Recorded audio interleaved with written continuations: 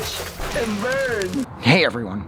So tonight I want to discuss Greg Graffin's, I believe this is his second solo album, and that is, I have no idea when this record came out. I'm gonna take a guess and say, oh Jesus, I just killed a mosquito on my hands and I got blood all over it. Fuck. I'm gonna say this record came out in around 2006, 2007, and that is of course Cold as the Clay. Like I said, I believe this is his second solo album. This is, of course, just like American Legion, which I think that was his first one. I know that had way more piano on it, but it still sort of had like a folk vibe, and this record definitely has a folk vibe. Cold as the Clay is like the folkest record a person from Bad Religion could ever possibly put out. Which makes no sense, because Bad Religion isn't exactly known for their acoustic stuff. But Graffin is good at this. He knows what he's doing. His voice sounds genuine. The songs are played with a real sense of care and concern and authenticity. And I also love how this record was recorded the way that like the old timers used to record records back in the 20s, is they would sit in a circle, knee to knee, with a mic hung down in the middle, and they would all just kind of play around the circle as the music is being recorded up into the mic that's in the middle of them all. And so it again adds in even another layer of authenticity to this record. My favorite songs on here are, of course, the title track, Cold as the Clay. Little Sadie is incredibly sad. Highway is probably my favorite song on here. You know, tired old man, you were wasting slowly, battling gray and blue, you know? Like, I love Highway. You built your empire as a shell so nobody preys on you. Fucking right. See, now that's the thing. I could have been the vocalist for Bad Religion because my voice is amazing, but I chose to stay anonymous. All right, that's like fucking stupid. There are so many mosquitoes here. What else is on this record? Oh, the California Cotton Fields.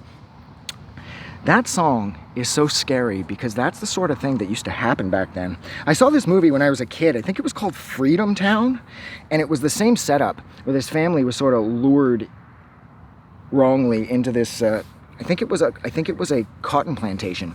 They were lured under the guise of getting to lead a better life. You know, more money, more freedom, more fun.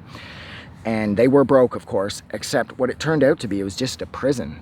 And that's what California Cotton Fields is essentially about. It's about how you go there thinking that you're seeking a better life, and maybe you found it through finding stable employment, but cotton fields are just, fuck, it's just another prison.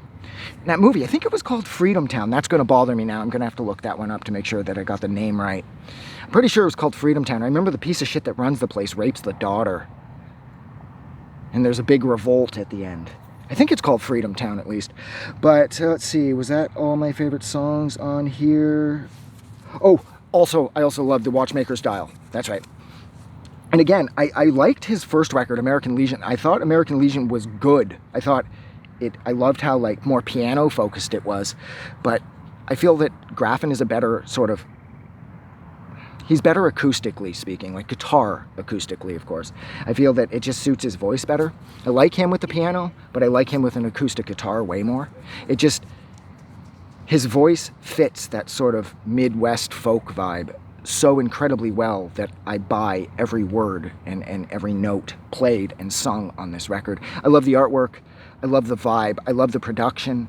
And I love, again, the honesty. I love how it sounds like the songs that he's writing and recording, they come from such an honest place in his heart where you can clearly tell that he loves this type of music. And of course, there's no doubt about that, because I believe he has released his next record since then. Of course, and it was sort of more of an acoustic folk record as well. What the fuck is it called? Oh, Jesus. I think it was Old Port something. Oh, fuck, man. My brain is going. Like, my mind is completely zonked for some reason. But yes, this record is amazing. Greg Graffin is an incredibly talented vocalist, lyricist, and instrumentalist. So, I mean, you've got Greg from Bad Religion making his second solo album, so there's no reason not to love this, unless you don't like acoustic folk music. In which case, yeah, you won't probably like this very much. But look, I'm going to go because I'm getting eaten alive, and I think I've said everything I want to say about Greg Graffin's second solo album, and that is Cold as the Clay. I think it came out around 2006. Like always, if you like this review, don't forget to do something nice for somebody. But most importantly, please don't forget that the world is a better place because you are in it. I'm going to go. Have a good night.